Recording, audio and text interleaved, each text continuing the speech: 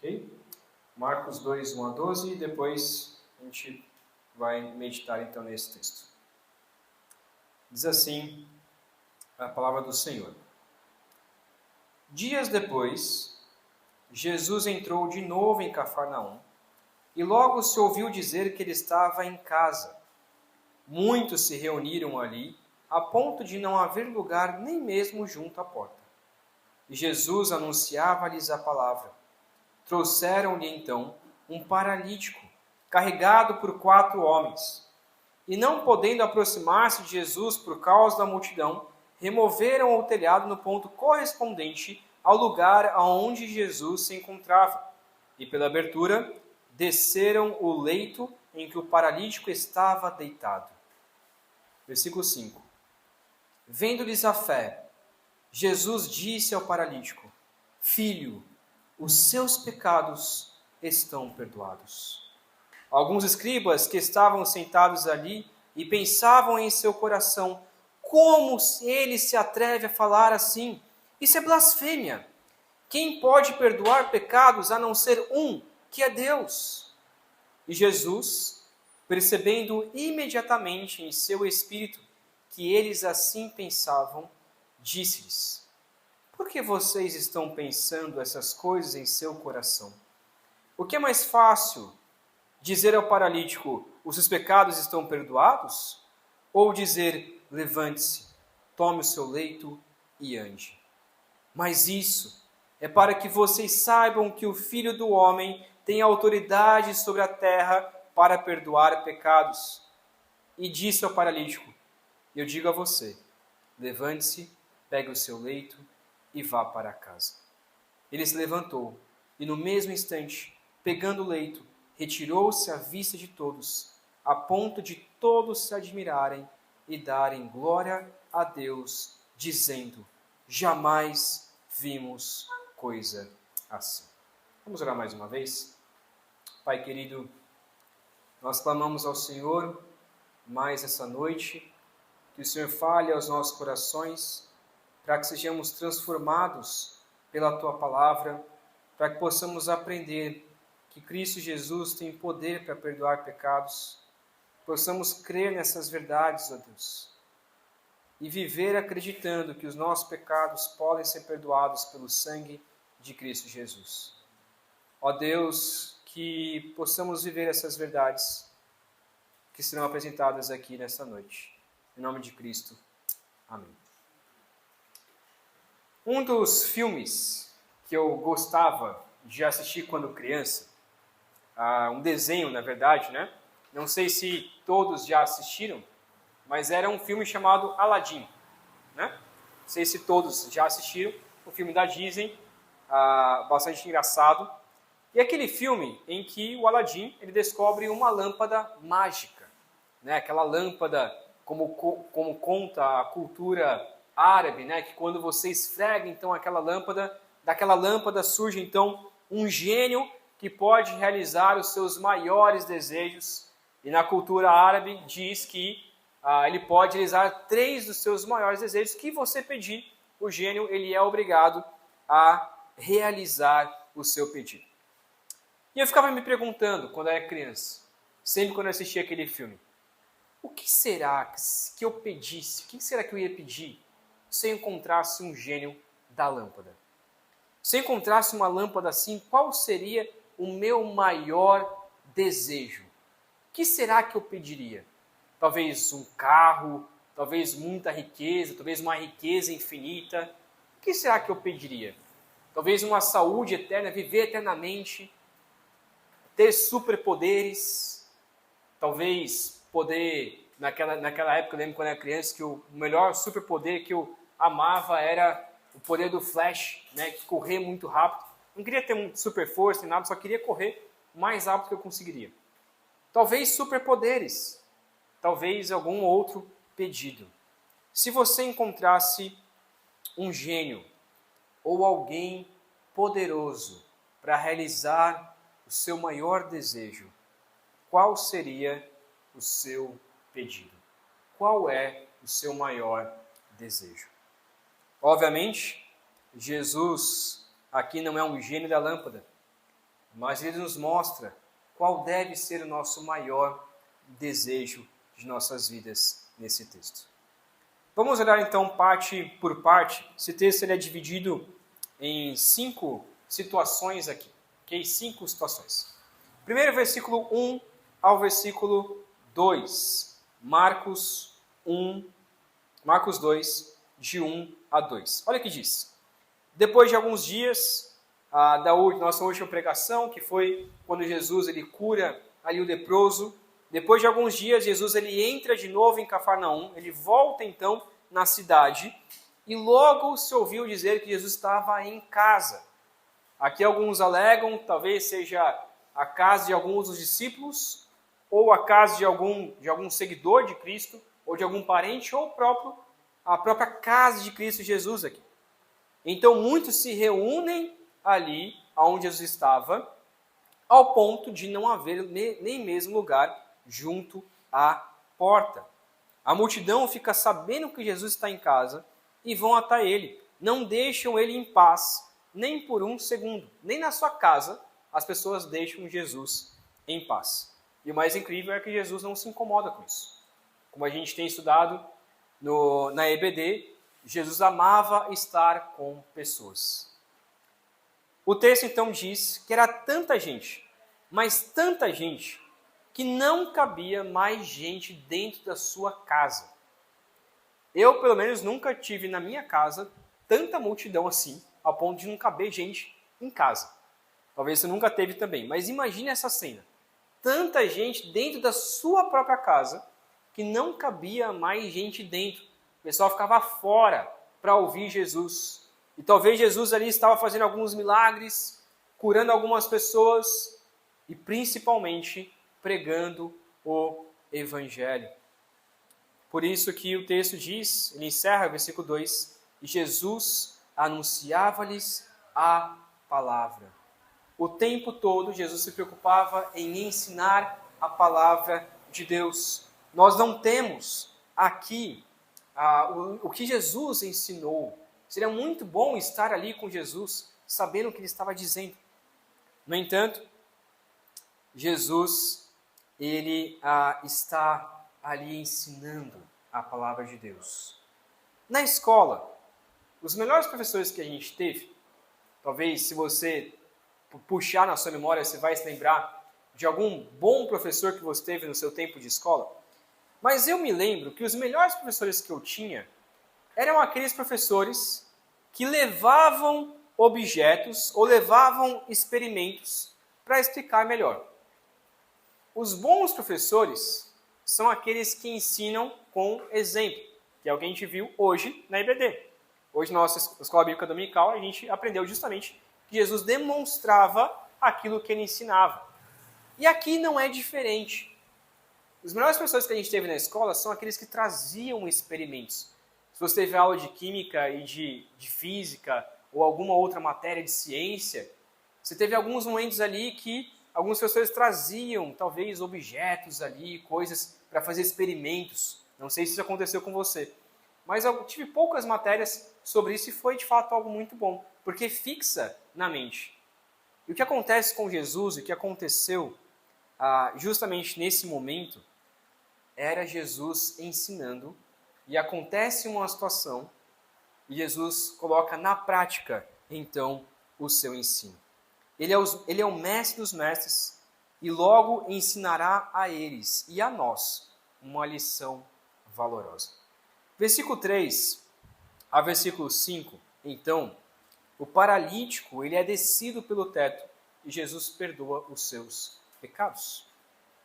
A história ela muda de rumo e nos apresenta então um paralítico, mas em uma situação bem diferenciada.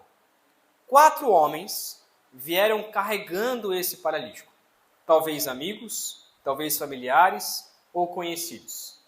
Em muitas pregações desse texto, as pessoas valorizam muito essa função desses amigos. Tenham amigos que te levem até Cristo, como esses 4 homens levaram um paralítico. Ok, a gente pode até tirar princípios nesse sentido, mas o texto em si não quer nos ensinar sobre amizade.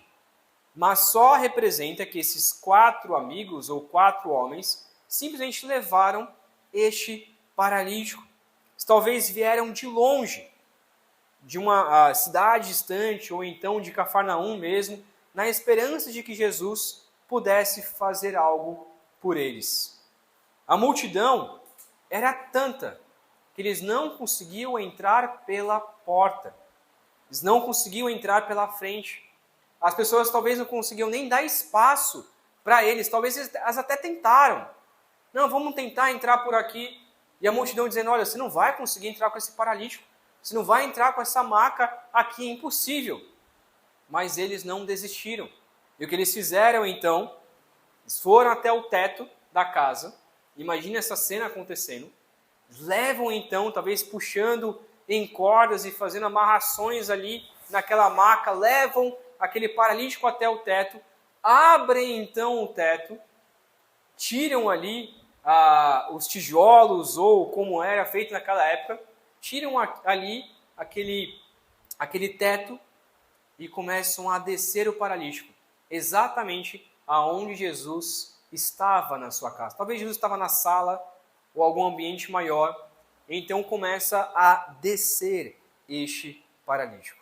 Eu fico imaginando essa cena, Jesus ali pregando, e de repente surge uma luz no teto, algo aberto ali, e começa a descer uma maca. É claro que Jesus, ele é soberano, mas imagina a reação dos discípulos. O que está acontecendo? Que situação é essa? A multidão está tão afoita de querer ser curada que estão descendo um paralítico pelo teto. E de repente, e talvez Jesus até podia ter ficado bravo com essa situação. Gente, vocês estão ficando maluco de fazer um negócio desse? Calma, eu poderia sair e ir até vocês. Mas não, eles simplesmente descem este paralítico. É interessante a resposta de Jesus. É reconhecer que tudo isso foi feito com muita fé. Olha que esse versículo 5. Vendo-lhes a fé. Jesus reconhece que este ato não foi um ato feito por ganância, não foi um ato feito por orgulho, por arrogância, mas foi um ato feito por fé. E o texto diz, vendo-lhes a fé dos 4 que carregaram o paralítico, a fé do paralítico. Quiseram levar então e descer, e fizeram de tudo para que este homem fosse curado. Jesus então olha a fé deles. No entanto, a resposta de Jesus é uma resposta muito inusitada. O que seria o normal? O normal seria aquele paralítico descer, aí Jesus olhar para aquele paralítico e falar assim, levante-se e anda, pegue sua maca e saia. Você está agora curado. Esse seria o normal, esse seria o lógico, que já seria algo extremamente incrível. Jesus curando aquele paralítico. Mas não é o que Jesus faz. Jesus ele dá uma resposta inesperada para todos ali ao redor. E dessa forma, Jesus estaria demonstrando quem de fato ele é. Olha o que ele diz, versículo 5. Jesus disse ao paralítico, filho. Primeiro é interessante como ele chama este paralítico, chama de filho. Os seus pecados estão perdoados. Imagina essa cena. De repente surge um paralítico, Jesus olha para esse paralítico e fala, filho, seus pecados estão perdoados. Não faz sentido algum Jesus falar isso. As pessoas descem um paralítico do teto e Jesus perdoa o pecado daquele paralítico. Por quê? Por que Jesus faz isso? É óbvio que aquele paralítico não queria que os seus pecados fossem perdoados. Ou ele queria em seu coração. Mas todos ao redor e aqueles homens que carregaram o paralítico queriam o quê? Que ele fosse curado fisicamente. Que ele passasse a andar. Jesus não cura ele à primeira instância. Jesus diz, eu vou perdoar os seus pecados. Por que ele faz isso? Porque Jesus está mostrando, como a gente vai ver no final, que a sua prioridade era que pessoas fossem perdoadas os seus pecados e não curadas. curadas é algo que vinha depois, que é o que a gente vai ver. Mas a prioridade de Jesus é que pessoas elas fossem curadas dos seus pecados. O paralítico estava ali para ser curado. Jesus responde: eu vou curar o seu pecado. Eu vou perdoar o seu pecado. Qual a reação, então, dos escribas? Versículo 6 e versículo 7 diz assim: alguns escribas que estavam ali sentados começaram a pensar em seu coração: como ele se atreve a falar assim? Isso é blasfêmia. Quem pode perdoar pecados a não ser um que é Deus? A reação dos escribas talvez seria a mesma reação que a nossa.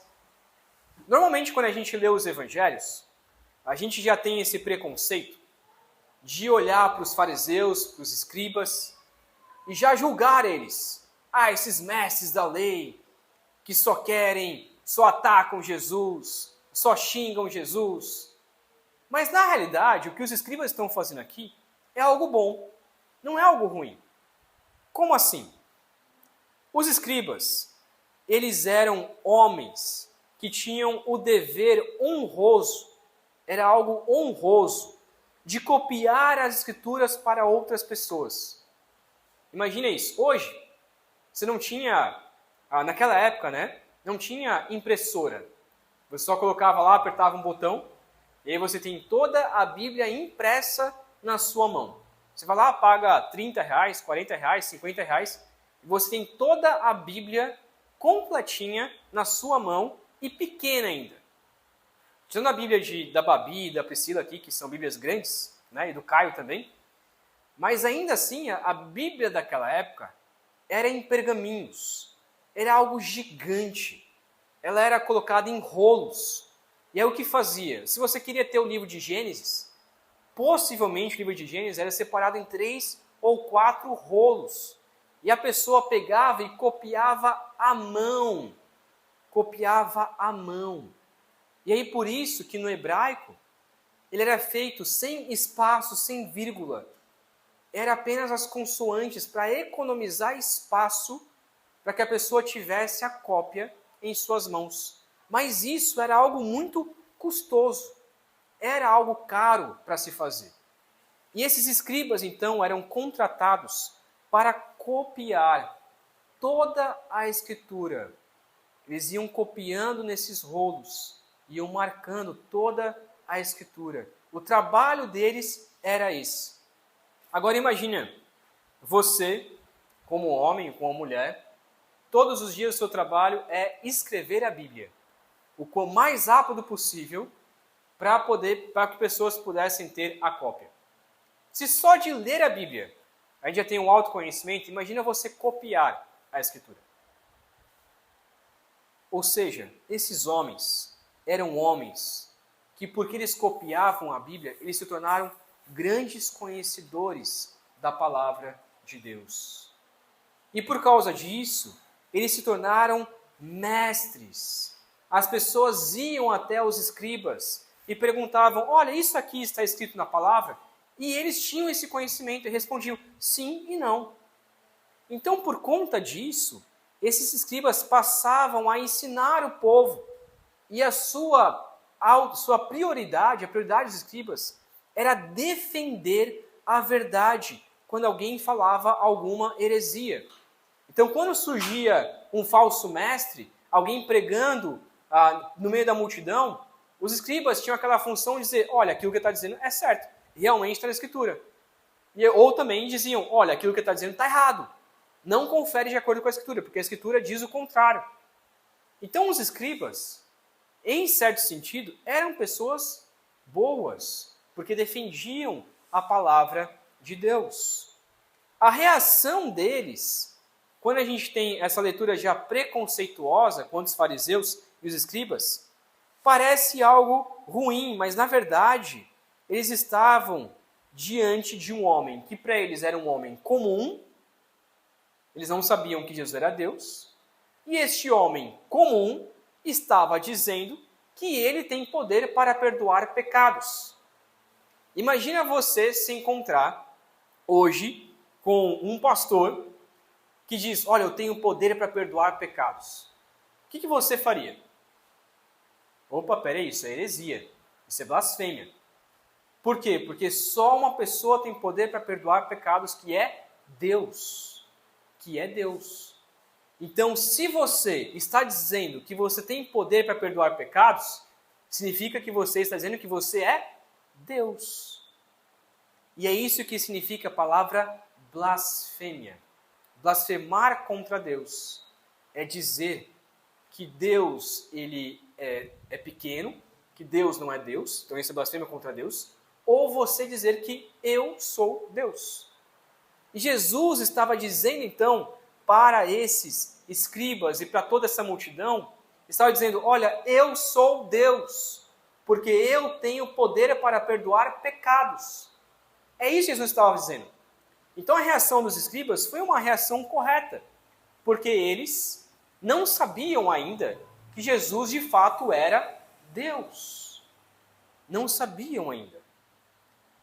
Perceba, então, que nós não podemos tacar pedra nesses escribas agora, porque eles eram responsáveis por defender a verdade. Se Jesus não fosse Deus, então o que ele disse aqui, de fato era uma blasfêmia contra Deus. Ele merecia punição. No entanto, Jesus responde a eles. Versículo 8 ao versículo 11. Olha o que diz. Jesus, então, percebendo imediatamente em seu espírito que eles assim pensavam, disse-lhes, por que vocês estão pensando essas coisas em seu coração? O que é mais fácil dizer ao paralítico, seus pecados estão perdoados? Ou dizer, levante-se, tome o seu leito e ande? Mas isso é para que vocês saibam que o Filho do Homem tem autoridade sobre a terra para perdoar pecados. E disse ao paralítico, eu digo a você, levante-se, pegue o seu leito e vá para casa. Jesus então responde aos escribas de uma forma inusitada.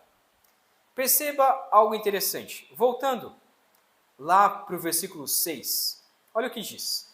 Alguns escribas sentados ali pensavam em seu coração. Como ele se atreve a falar assim? Isso é blasfêmia. Os escribas estavam apenas pensando em sua mente e em seu coração. A palavra coração é porque naquela época era utilizado mais a ideia de coração do que mente. Então, eles estavam pensando na sua mente. Estavam meditando. Peraí, esse homem está dizendo que ele tem poder para perdoar pecados? E aí olha o que Jesus diz lá no versículo 8. Percebendo imediatamente em seu espírito que eles assim pensavam. Eles não falaram. Em momento algum, os escribas falaram que Jesus estava blasfemando. Eles estavam apenas pensando. E Jesus simplesmente fala aquilo que eles estavam pensando. Ele diz, versículo 8, por que vocês estão pensando em seu coração? Essas coisas em seu coração. Imagine alguém falar isso para você.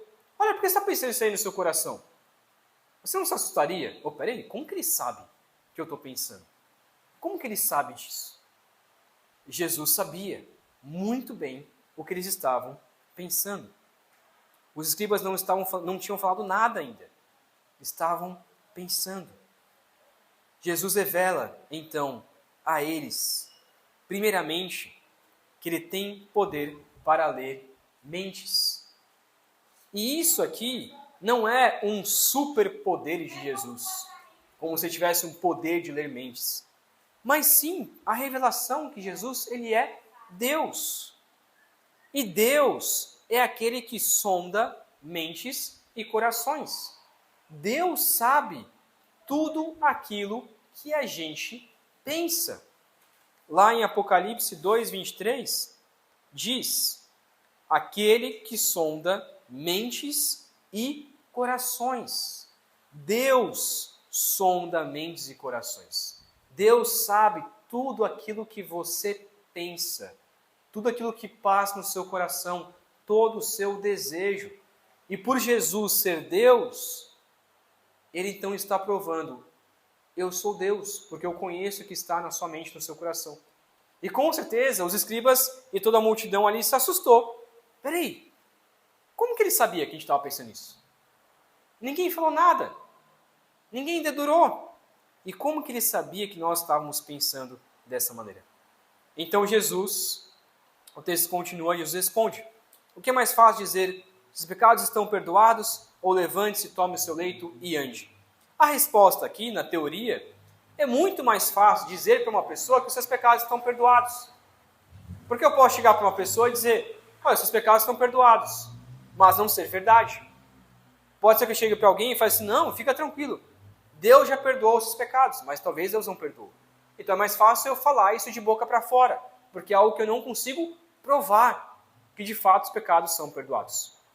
Agora, dizer para um paralítico se levantar e andar, visualmente, é mais difícil, porque ele teria que provar, ele teria que realmente curar.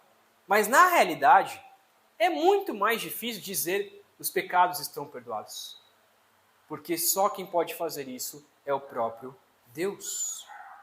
As curas e os milagres, na verdade, são apenas sinais do verdadeiro e mais importante poder de Cristo Jesus: perdoar pecados. Jesus responde para o paralítico e responde para todos, para que vocês saibam que o Filho do Homem tem autoridade sobre a terra para perdoar pecados. Eu digo a você, levante-se, pegue seu leito e vá para casa. Jesus então demonstra que ele é o Filho do Homem, que ele é o Messias, que ele é o Deus encarnado, o Deus prometido que viria à terra para pagar pelos nossos pecados. Ele está dizendo, eu vou então trazer esse sinal, curar esse paralítico, como uma prova de que eu tenho poder para perdoar pecados. Jesus prova que tem poder para perdoar pecados, curando, pois para Jesus isso é algo simples. Curar pessoas para Jesus não exigia muita coisa. Ele somente dizia, às vezes passava a mão no barro e curava então os cegos, mas não exigia tanta coisa. Bastava o poder sair da sua boca e de sua mão. Para Jesus, curar não era algo tão difícil assim. Mas para que Jesus pudesse perdoar os pecados, era exigido algo que será cobrado depois, que é a sua morte na cruz do Calvário e a sua ressurreição. Jesus sabia que ao curar pecados das pessoas, isso iria exigir o seu sacrifício. Ele está previamente curando o pecado, perdoando aquele pecado desse paralítico, porque logo ele iria morrer na cruz para pagar pelos nossos pecados definitivamente. Versículo 12, então, mostra a reação das pessoas. O ex-paralítico, então, pega a sua maca e todos glorificam a Deus. O texto encerra com uma cena que eu sempre imagino na minha mente. Talvez naquele pôr do sol descendo, talvez no final do dia, eu sempre imagino essa cena do pôr do sol descendo assim. Não é que fosse final da tarde, que o texto não diz, mas eu imagino isso. E a multidão olhando para aquele paralítico, que agora está com as pernas firmes, restauradas. Ele levanta então aquela maca que talvez ele passou a vida inteira deitado na sua cama e naquela maca. E então ele pega aquela maca, e um detalhe que normalmente a maca que era utilizado para o paralítico era simplesmente o estrado da sua cama. Então ele só tirou um colchão, coloca ele no estrado e leva. Não tinha uma maca como a gente imagina, que é essa maca médica hoje em dia. Era talvez um estrado, um pedaço de madeira.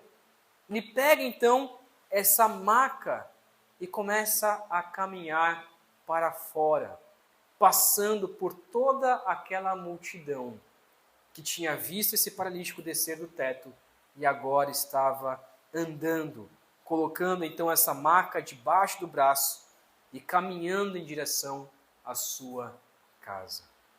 Uma cena digna de filme, uma cena cinematográfica. A resposta às pessoas então. E perceba que a palavra aqui é todos.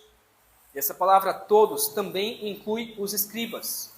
Até então eles não estavam perseguindo a Jesus, como logo vai ocorrer.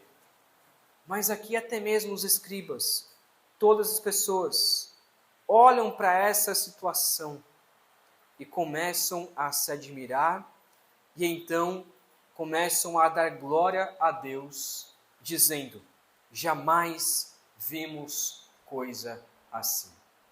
Jamais vimos isso acontecer. Jamais vimos um paralítico simplesmente levantar da sua cama e um homem com autoridade curar alguém dessa maneira.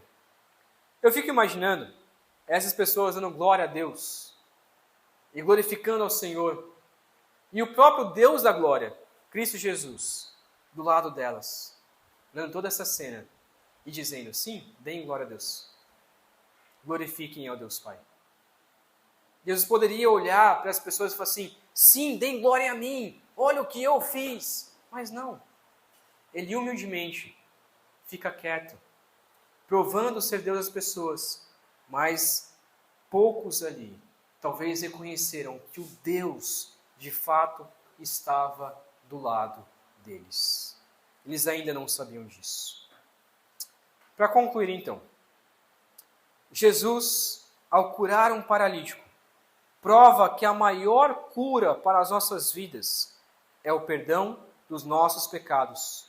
Por isso, devemos ter fé nesse poder do Filho do Homem.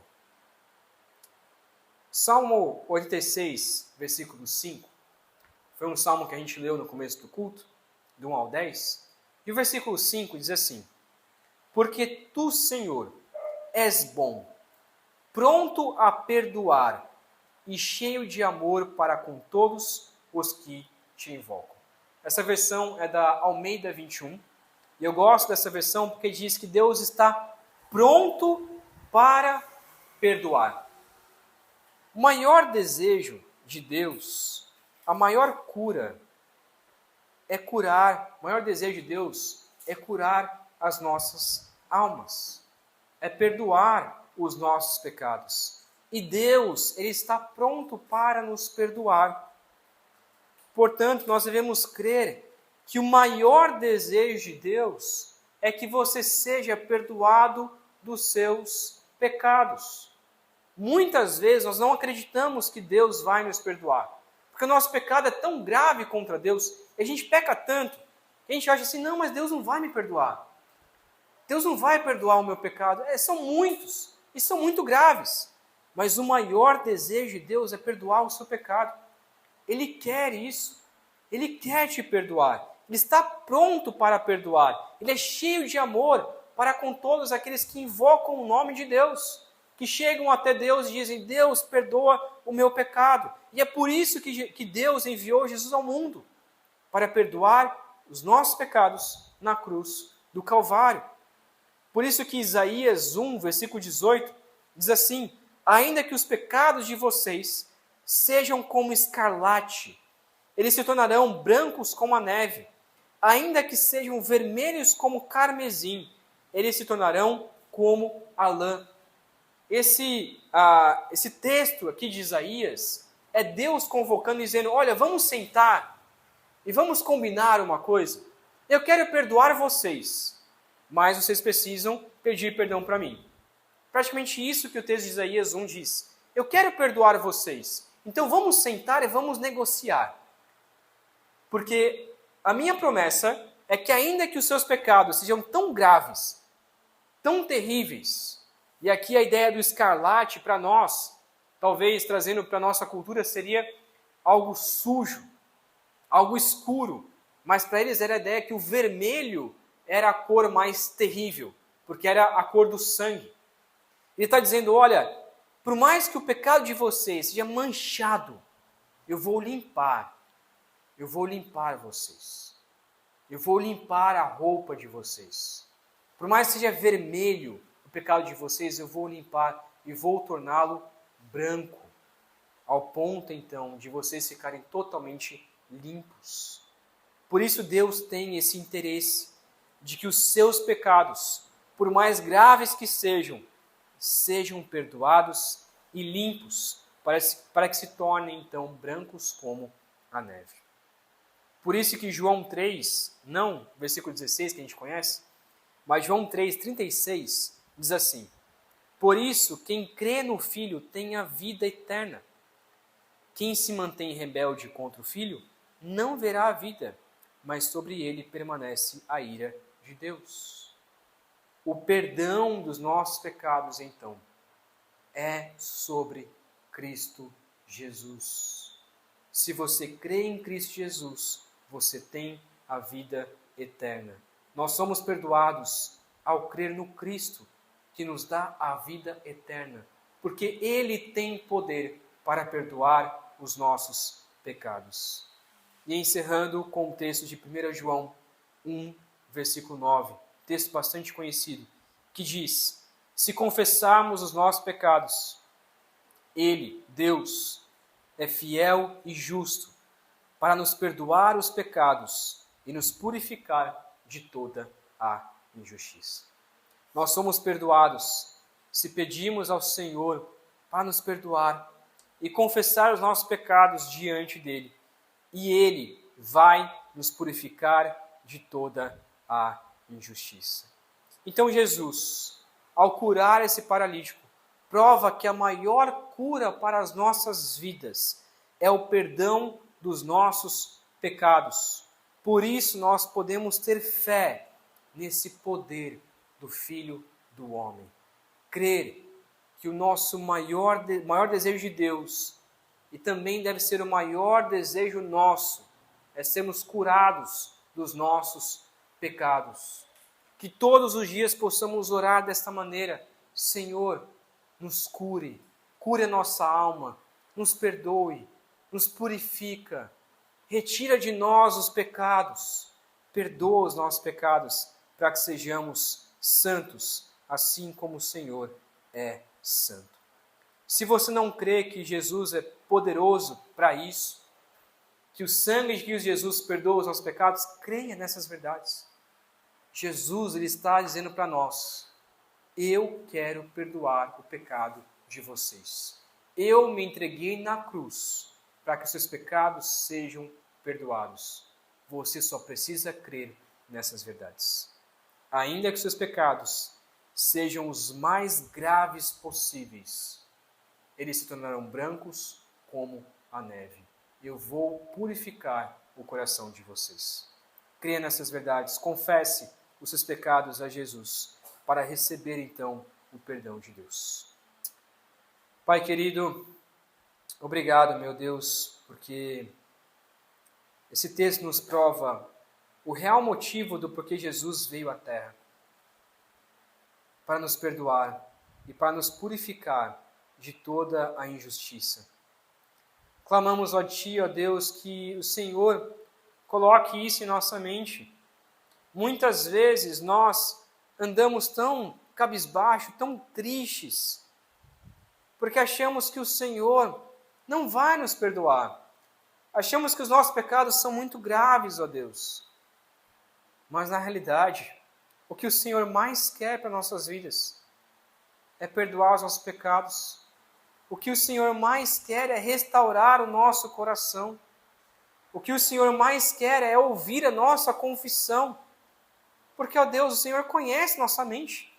O Senhor conhece nosso coração. Não adianta escondermos pecados do Senhor, porque isso é impossível. Mas o Senhor espera que nós possamos confessar, dizer tudo que nós temos cometido contra o Senhor. E o Senhor está pronto, de braços abertos, para perdoar os nossos pecados. E isso só é possível por meio da crucificação de Cristo Jesus, por meio da sua morte, por meio do seu sangue derramado.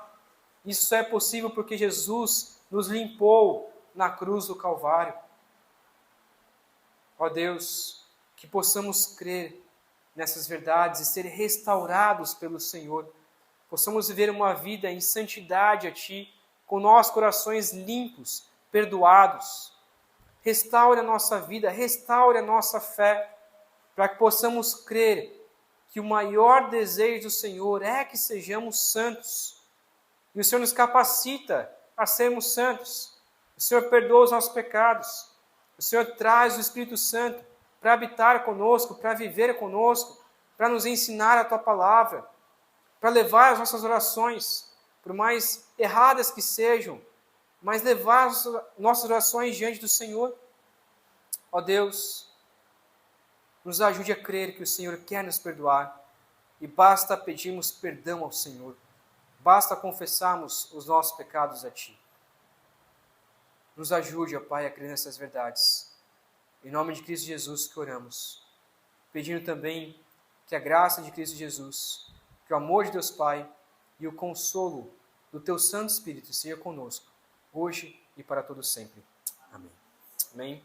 Deus abençoe, meus irmãos. Uma ótima semana e que a palavra de Deus permaneça em nosso coração essa semana. Amém?